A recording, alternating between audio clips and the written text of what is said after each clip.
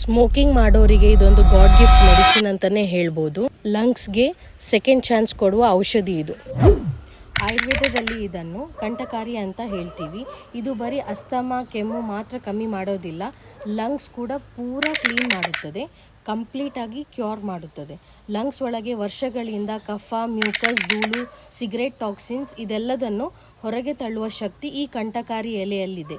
ಆಯುರ್ವೇದದಲ್ಲಿ ಇದನ್ನು ಪ್ರಾಣವಾಹ ಸ್ರೋತೋಶೋಧಕ ಅಂತಲೂ ಕರಿತೀವಿ. ಸ್ಮೋಕಿಂಗ್ ಮಾಡುವವರಿಗೆ, ಪದೇ ಪದೇ ಕೆಮ್ಮು ಬರುವವರಿಗೆ, ಉಸಿರಾಟ ತೊಂದರೆ ಇರುವವರಿಗೆ ಇದು ತುಂಬ ಉಪಯುಕ್ತವಾದ ಒಂದು ಮೆಡಿಸಿನ್.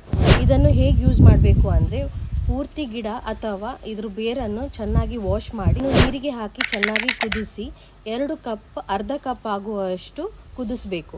ಇದನ್ನು ಸೋಸಿ ಸ್ವಲ್ಪ ಬೆಚ್ಚಗಿರುವಾಗಲೇ ಇದಕ್ಕೆ ಜೇನುತುಪ್ಪವನ್ನು ಮಿಕ್ಸ್ ಮಾಡಿ ಬೆಳಗ್ಗೆ ಖಾಲಿ ಹೊಟ್ಟೆಯಲ್ಲಿ 2 to 3 ಸ್ಪೂನ್ ಬೆಳಗ್ಗೆ ಮತ್ತು ಸಂಜೆ 2 ಹೊತ್ತು 15 ಡೇಸ್ ಕಂಟಿನ್ಯೂಯಸ್ ಆಗಿ ತಗೊಳ್ಳಿ. ಈ ಗಿಡವನ್ನು ಕನ್ನಡದಲ್ಲಿ ಏನಂತ ಕರಿತೀವಿ ಅಂತ ಕಮೆಂಟ್ ಮಾಡಿ.